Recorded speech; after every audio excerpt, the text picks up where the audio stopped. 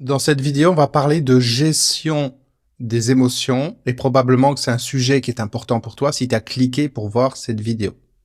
En fait, tu vas te rendre compte que cette vidéo, le contenu de cette vidéo, les techniques que je vais t'expliquer sont d'une importance capitale parce que la gestion des émotions, c'est ce qui nous permet de nous sentir bien avec nous-mêmes, de nous sentir bien avec notre entourage, d'avoir un état de bien-être intérieur.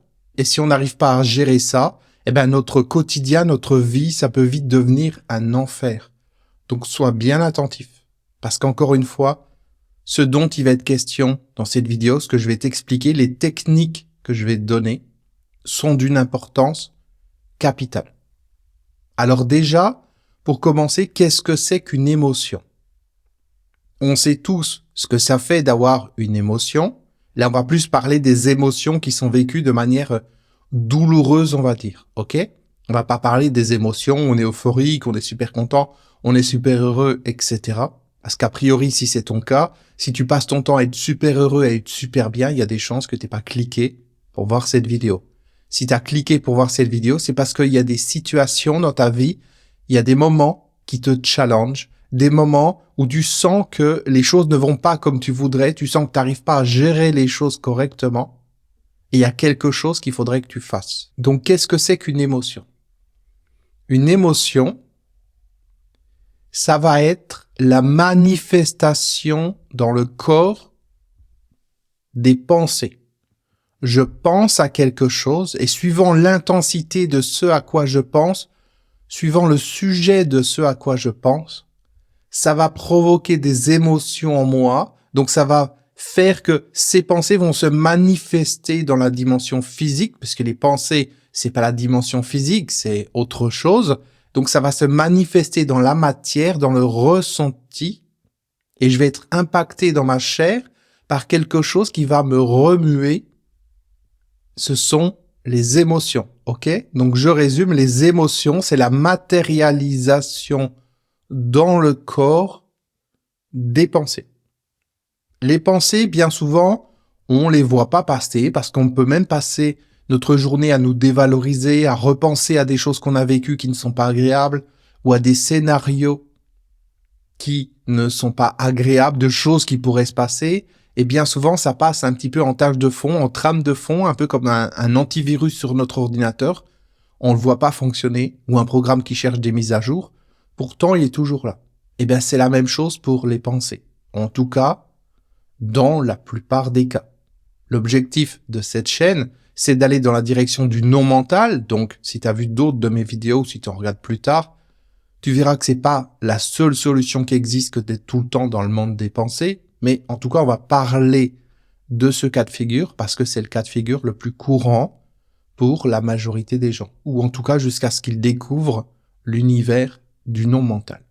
Donc concrètement, des pensées qui ne sont pas très visibles la plupart du temps. Mais à partir du moment où on commence à se centrer sur des choses qui ont une importance, quand par exemple on a l'impression que notre vie peut être remise en cause par rapport à telle ou telle chose qui se passe, quand on a l'impression qu'il risque de nous arriver quelque chose, ou il risque d'y avoir un changement important, ou je ne sais quoi, à ce moment-là, ça donne des pensées qui vont avoir une certaine intensité, et ça va amener des émotions. Et ces émotions, on va les sentir. Et bien souvent, si on n'a pas les émotions, on ne sent pas les pensées. C'est-à-dire qu'on peut être toute la journée dans le mental, en boucle, à penser à certaines choses. Si on n'a pas les émotions qui viennent avec, on va pas se rendre compte et on va rester toute la journée dans le mental à penser en boucle à certaines choses que l'on n'aime pas, quelque chose qu'on veut pas qui se passe ou des choses qui se sont passées qu'on va ruminer. Alors tu vas me dire, ok, c'est très bien, tant que ça reste dans le mental, c'est pas dans les émotions, c'est parfait. Oui et non.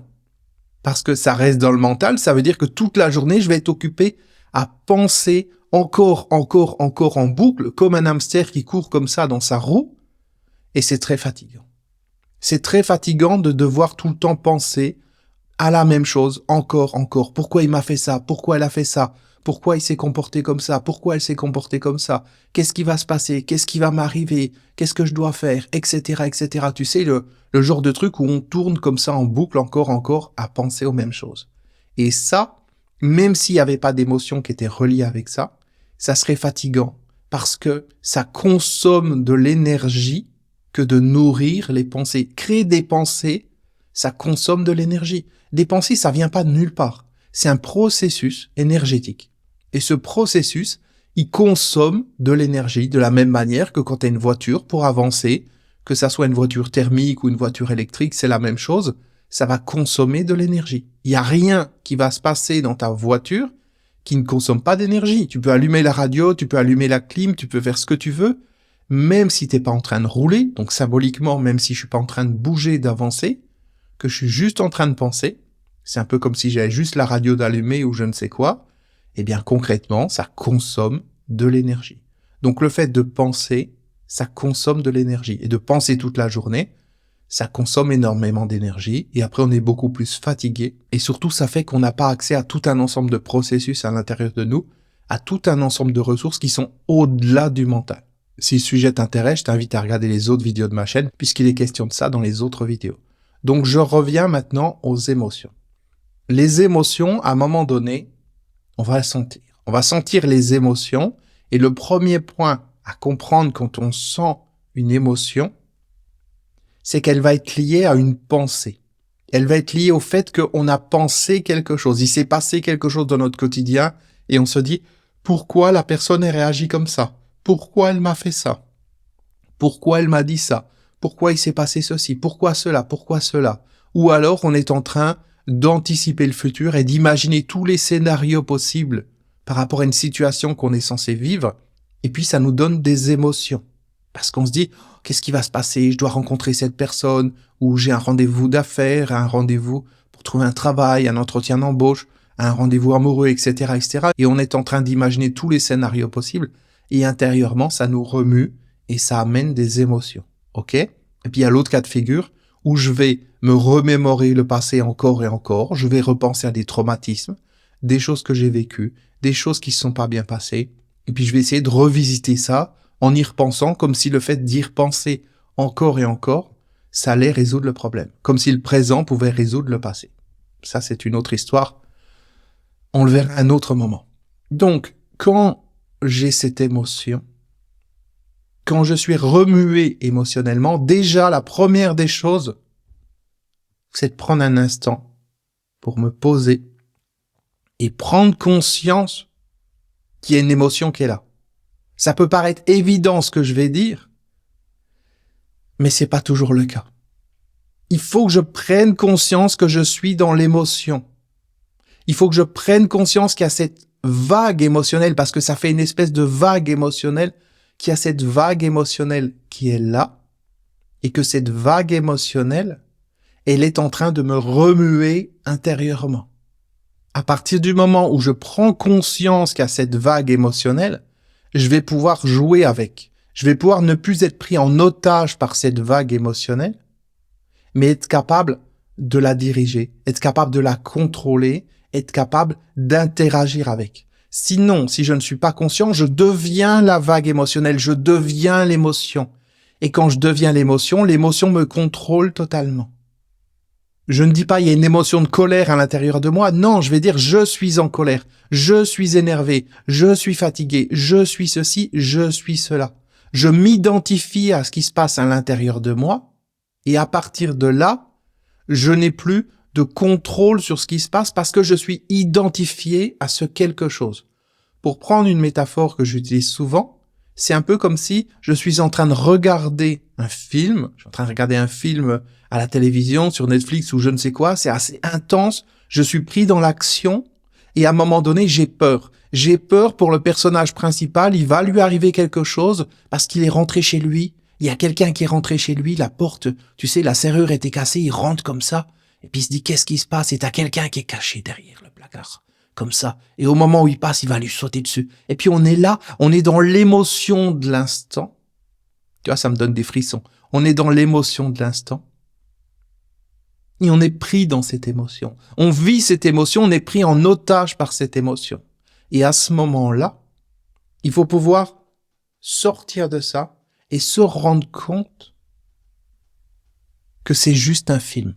Et se rendre compte que c'est juste un film. Et se rendre compte que c'est une émotion qui est là et que ce n'est pas ce que nous sommes. C'est pas ce que je suis, c'est pas moi qui ai peur. C'est le film que je regarde qui me fait peur, ou qui me met anxieux, ou je ne sais quoi. Alors bien sûr, meilleur est un film, plus il va nous embarquer, nous prendre en otage comme ça, et les réalisateurs du film va nous promener un petit peu comme des jouets à nous faire ressentir telle ou telle émotion à tel ou tel moment, et on est complètement pris dans le truc. C'est ce que les gens veulent en général pour oublier leur quotidien, pour se changer les idées. Ils vont vivre des émotions qui ne sont pas les leurs, et ça leur change les idées. C'est ok, pourquoi pas?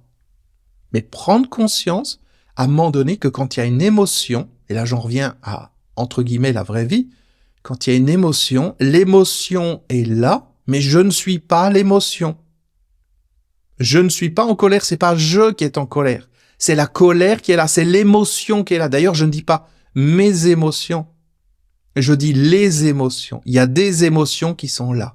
Il y a de la peur, il y a de la colère, il y a de la tristesse, il y a ceci, il y a cela. Ce sont des émotions. Et ça, c'est un point essentiel aussi à intégrer dans ton vocabulaire. Remplacer mes émotions par des émotions. Remplacer mes pensées par des pensées. Parce que c'est la même chose. Ce ne sont pas mes pensées. Ce sont des choses qui passent par là comme des nuages qui passent dans le ciel. Et ce sont des pensées. À partir du moment où c'est des pensées, je peux les regarder comme ça et avoir du recul dessus, avoir du détachement et pouvoir interagir avec, pouvoir jouer avec. Si ce sont mes pensées, je me dis c'est moi, je peux pas interagir et jouer avec moi parce que je suis pris à l'intérieur du truc. Ok? Donc pareil pour les émotions et pour les pensées, les émotions, les pensées. J'ai ce recul et s'il faut, je fais un arrêt sur l'image. Stop. Je fais un stop ou je le fais comme ça. Stop. Il se passe quelque chose? Stop. Comme si j'ai la télécommande et je fais stop avec le bouton de la télécommande et l'image, elle s'arrête. C'est exactement pareil. Tu regardes un film, il y a quelque chose qui est trop intense. Stop. Et t'es là sur ton canapé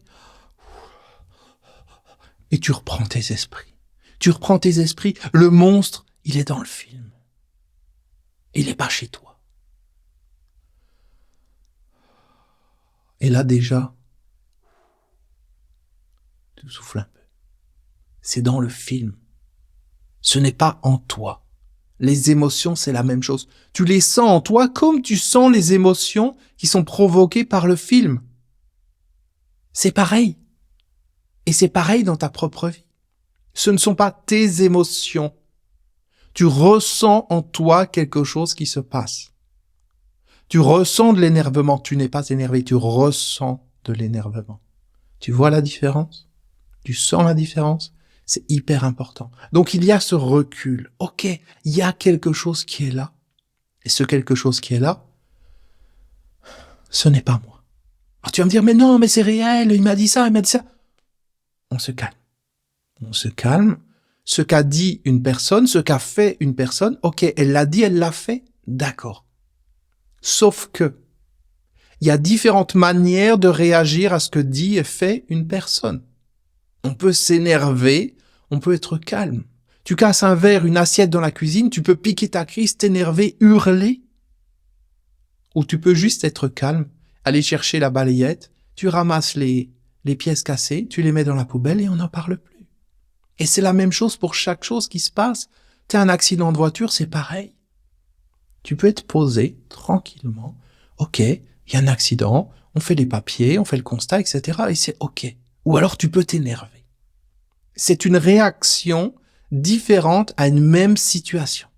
Donc il n'y a pas d'histoire de « je réagis comme ça parce que c'est normal de réagir comme ça dans cette situation ». Non.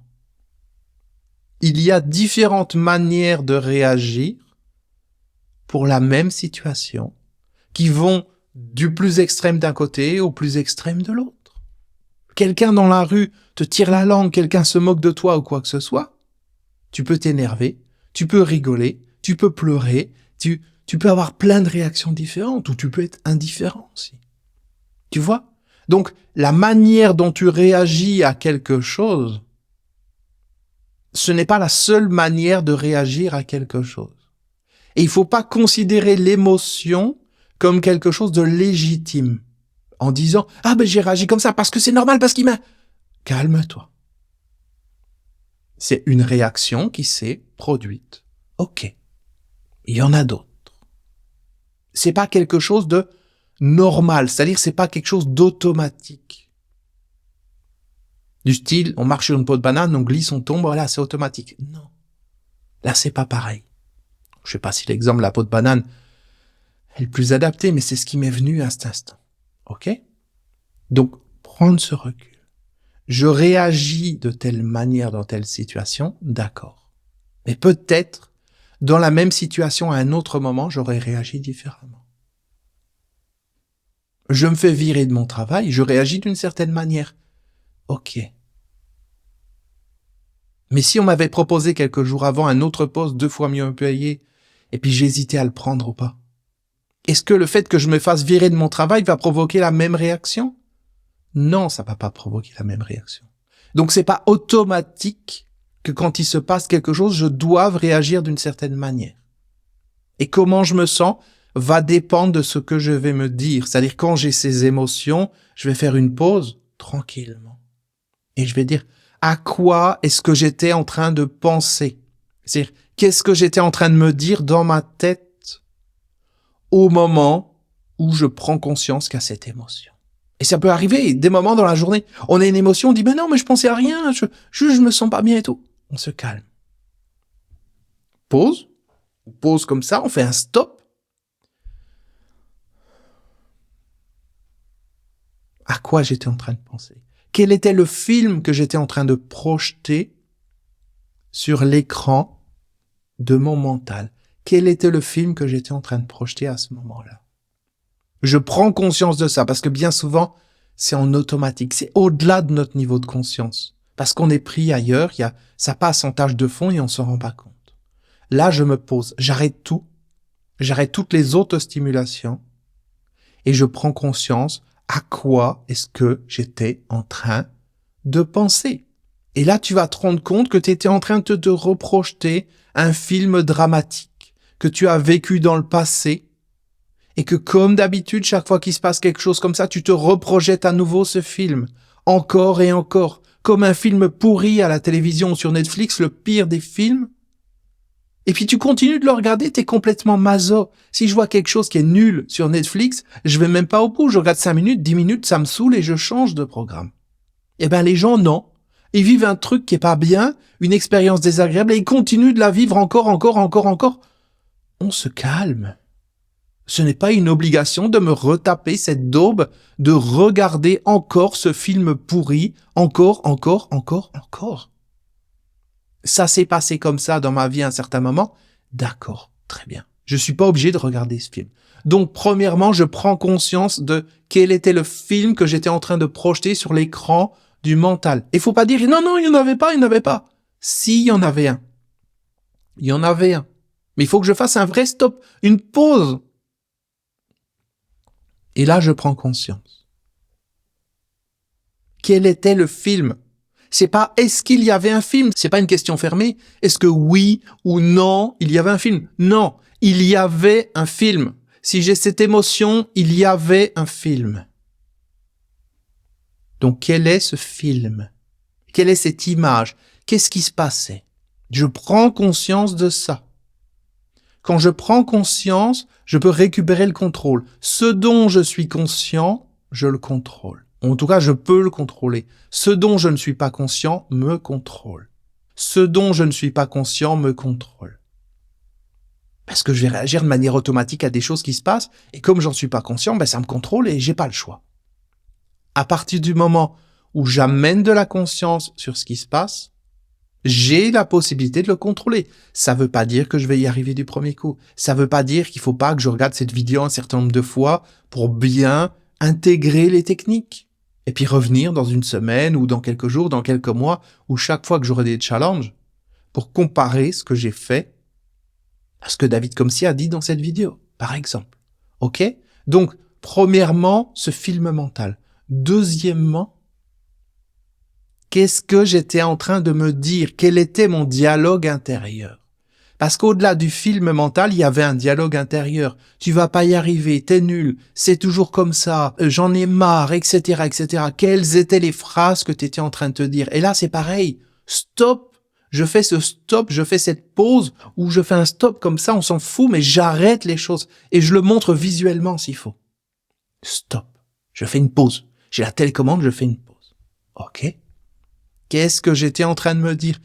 Je m'entraîne à augmenter mon niveau de conscience. Je m'entraîne à ne plus être otage de ces films intérieurs qui passent sans que j'en ai conscience. Je m'entraîne à ne plus être otage de ce dialogue intérieur qui passe sans que j'en sois conscient. Et là, je prends conscience de ce que j'étais en train de me dire. Et troisième élément sur lequel je peux mettre mon attention, c'est comment est-ce que j'étais en train de me tenir. Est-ce que j'étais comme ça, droit, la tête droite, le torse bombé, les épaules en arrière? Ou est-ce que j'étais replié sur moi-même comme ça, là, comme quelqu'un qui est triste, qui est déprimé, qui est je ne sais quoi? Comment est-ce que j'étais en train de me tenir? Je prends conscience de ça également. Et à partir du moment où j'ai pris conscience de ces trois éléments, donc le film mental, le dialogue intérieur, et comment je me tiens, quelle est ma posture physique, je vais pouvoir petit à petit reprendre le contrôle. Je vais pouvoir petit à petit bouger les choses. Et ça, c'est hyper important. Reprendre le contrôle, c'est augmenter son niveau de conscience. Si c'est en automatique, encore une fois, je n'ai aucun contrôle. Je peux strictement rien faire. Et à partir du moment où tu prends cette habitude, chaque fois que tu te sens pas comme tu veux, tu fais ce stop, tu fais cette pause, et tu prends conscience de ces éléments, le film mental, le dialogue intérieur et comment je me tiens physiquement, ça entraîne le muscle de la prise de conscience. Ça fait évoluer ton niveau de conscience au-delà du mental. Et à partir du moment où tu élèves ton niveau de conscience au-delà du mental, parce que tu as ce recul sur le mental, parce que ce film projeté à l'intérieur, c'est du mental, le dialogue intérieur, c'était du mental, et la manière dont je me tiens physiquement, finalement, ça va découler des deux autres points. D'ailleurs, pour en revenir à cette manière de se tenir physiquement, quand tu te sens déprimé, imagine comment tu te sentirais si tu étais super content, si tu t'apprenais que tu avais gagné au loto, si tu apprenais que l'homme ou la femme de ta vie t'avait demandé en mariage, si tu apprenais que je ne sais quelle bonne nouvelle était arrivée, comment est-ce que tu te tiendrais physiquement? Essaye, quand tu te sens déprimé, d'avoir le regard bien droit, comme ça, bon, je vais regarder la caméra, d'avoir le regard bien droit. La tête droite. Et tu verras que tu n'arrives pas à te sentir déprimé, tu n'arrives pas à te sentir mal de cette manière-là, ça bug. De la même manière que quand j'ai les yeux fixes dans cette vidéo, ça empêche le mental de venir et de raconter des histoires. Ça me permet de laisser les mots venir de l'intérieur et remonter parce que ça fait bugger le mental. Le mental, il peut pas fonctionner si je suis pas en train de réfléchir, de chercher des idées comme ça dans tous les sens en bougeant les yeux. Je peux bouger la tête pour donner un peu de vie dans cette vidéo, ok. Mais je reste avec les yeux devant parce que je fais pas des appels au mental. Je vais pas aller réfléchir. Ce que je te dis là, ça vient de l'intérieur. Ok? Donc, je peux changer la manière dont je me tiens. Ensuite, par rapport aux deux premiers points, donc qui sont le film mental, à partir du moment où je suis en train de projeter ce film mental, je peux prendre conscience que peut-être ce film n'a rien à voir avec la réalité. Je peux prendre conscience que je suis en train de me remémorer tous mes échecs du passé et me sentir mal parce qu'il se passe quelque chose maintenant qui pourrait ressembler à un échec, par exemple. Tu vois? Mais du coup, comme je suis plus en pilotage automatique, je peux observer tout ça et dire, ok, ça c'était avant. Ça c'était avant. Effectivement, il y a 17 situations qui se sont passées où, je ne me suis pas, je m'en suis pas sorti de la bonne manière, où les choses sont pas passées comme je voulais, où j'ai eu tel ou tel problème, etc. D'accord, 17 éléments par exemple, c'est une image. Mais, si je me pose, je vais me rendre compte qu'il y a peut-être 34, 37, 50 éléments, ou je ne sais combien d'éléments, où les choses se sont bien passées. Tu vois? Mais quand je suis dans l'émotion, je vais me taper ce film mental, et j'ai pas le choix, je peux pas changer de film parce que c'est inconscient. On me force à regarder ça et je me rends même pas compte que c'est un film. C'est comme si t'es en train de rêver, t'es dans un rêve et t'as pas le choix, tu dis pas, oh, il m'énerve ce rêve, j'ai changé de rêve. Non, t'es pris dedans et tu crois que c'est la réalité. Et ben là, c'est la même chose. Tu te rends compte qu'il y a un film, et ce film, tu peux l'arrêter. Tu peux dire volontairement, j'arrête de penser à ça. Parce que c'était avant, c'était le passé, c'était une autre personne, c'était une autre situation. Et ce qui s'est passé avant n'a pas spécialement de lien avec ce qui va se passer après. Les choses sont différentes, le contexte est différent, je suis différent, tu es différent. Tu as évolué, tu as changé, tu as grandi.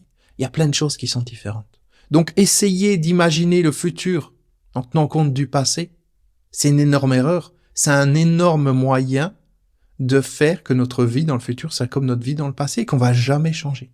Donc, à partir du moment où j'ai la conscience de ce film qui était projeté sur l'écran du mental, je peux me rendre compte que ce film, peut-être j'ai pas envie de le voir. Voilà. Je peux dire non, j'ai pas envie. Et si jamais il revient, si la pause elle redémarre, je le remets en pause. Ou je peux jouer avec, je peux l'effacer, je peux le passer en noir et blanc. Ou couper le son. Ah bah tiens, le film, je le laisse. Ou imagine le son, il s'est passé un truc. Imagine, t'as vécu un traumatisme, et concrètement, tu repenses tout le temps le même truc. D'accord. Tu peux essayer de le mettre en noir et blanc, le film. Peut-être qu'en noir et blanc, il sera moins sympa. Peut-être tu peux essayer de le mettre au ralenti. Tu sais, le même film, une personne, elle t'a dit quelque chose, elle t'a énervé, je sais pas quoi. Ok, très bien. Tu regardes le film, et là, tu deviens le réalisateur. Et qu'est-ce que tu fais? Tu vas changer. Tu passes en noir et blanc, et puis tu le mets au ralenti. Tu le mets en 0,25. Tu sais, un quart de vitesse. Et la personne, elle parle comme ça, tout doucement. Elle me dit, oh, tu n'es vraiment qu'un gros con. Tout de suite, ça change. Si t'as changé la couleur, t'as changé la vitesse, tout de suite ça change. Et tu peux changer la voix de la personne, tu peux changer la luminosité de la scène, tu peux changer plein de trucs. Tu deviens le réalisateur à partir du moment où tu as conscience qu'il y a ce film qui est là et que ce film, il te fait te sentir dans un état que tu ne veux pas. Ok? Ensuite, le dialogue intérieur, les petites phrases, la petite voix intérieure. Ok. Tu prends conscience qu'elle te parle. Avant, t'avais pas conscience. Quand t'as pas conscience, elle te parle et tout ce qu'elle te dit, tu le fais, tu le penses. Elle te dit t'es nul. Elle dit oh oui, je suis nul. Et j'en suis pas conscient. Et là, à partir du moment où elle me parle, je peux lui dire juste ta gueule. Je t'ai rien demandé. Va dans ta niche, va là-bas. M'emmerde pas. Je t'ai rien demandé, laisse-moi tranquille. Tais-toi, tais-toi, je t'ai rien demandé, je ne t'ai rien demandé. Oui, je sais, je chante très bien, on l'a souvent dit. Donc, c'était une blague. Donc concrètement, voilà. Je peux jouer avec cette voix. Je peux dire, j'entends pas, qu'est-ce que t'as dit? Parle plus fort. Qu'est-ce que tu dis là? Tu sais, quand quelqu'un qui essaie de t'énerver, puis tu joues un peu avec. J'ai pas entendu. Qu'est-ce que t'as dit? Je suis qu'un gros... Un quoi? J'ai pas entendu. Gros pion? Un gros pion? Non, je sais pas, je comprends pas. C'est quoi un gros... Ah, un gros fond? Non. Un gros mont? Non. Un gros chon? Non, je comprends pas. Tu peux répéter ce que t'as dit? Excuse-moi, il y a un bruit de fond, là, quand t'as parlé, j'ai pas entendu. Ouais. Non, j'ai pas entendu. Est-ce que tu peux le redire? Tu vois, tu peux jouer avec cette voix. Tu peux t'amuser avec cette voix. Et c'est plus elle qui te contrôle, c'est toi qui as le contrôle.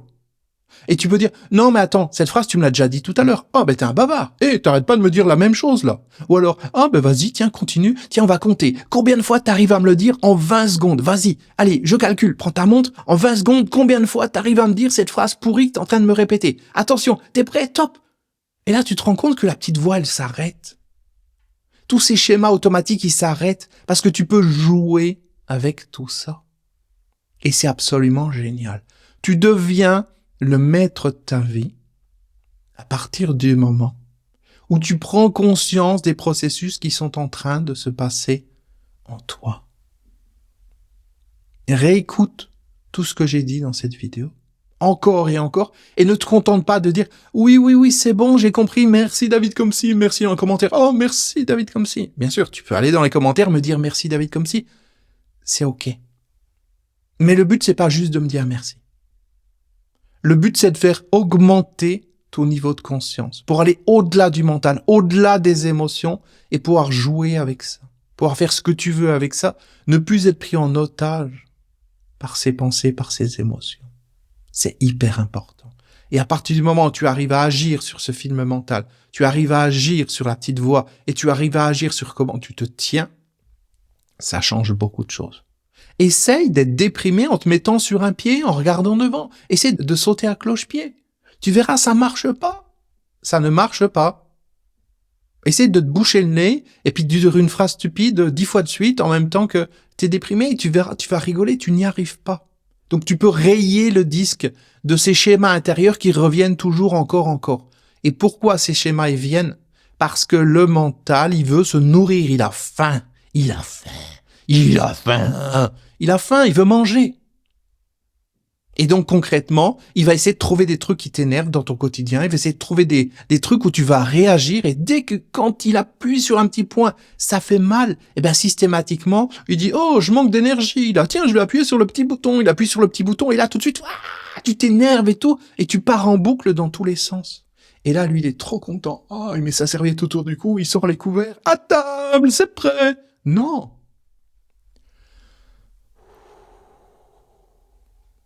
On se pose. Tu es le maître de ta vie. Tu peux décider comment tu te sens à partir du moment où tu augmentes ton niveau de conscience. Et tous les plans que le mental fait pour te prendre ton énergie ne fonctionnent plus à partir du moment où tu en es conscient. Et on pourrait même étendre ça, mais ça sera l'objet d'une autre vidéo.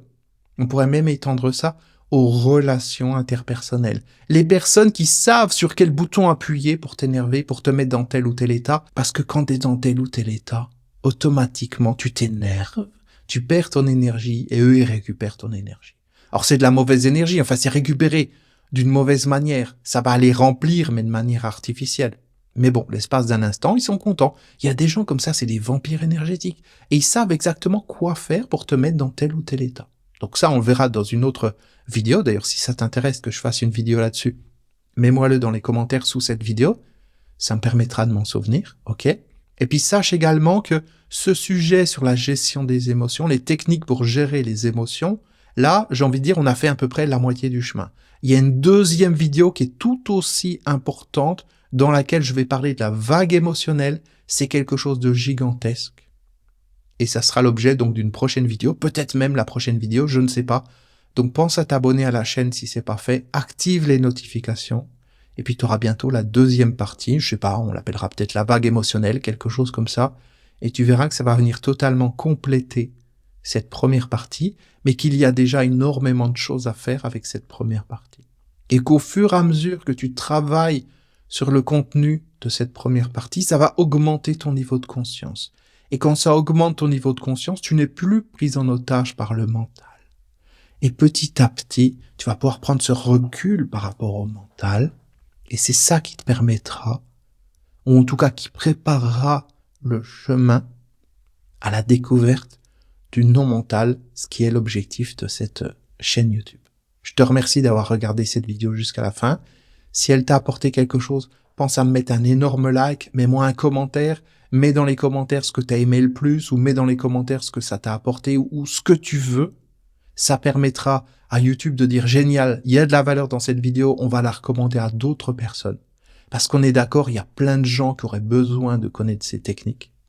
Pense à t'abonner à la chaîne si c'est pas fait également. Partage-la avec toutes les personnes autour de toi qui en ont besoin. Et puis je te dis à bientôt pour une prochaine vidéo. En tout cas pour la deuxième partie de cette vidéo qui arrive, je l'espère, d'ici quelques jours probablement. Ciao.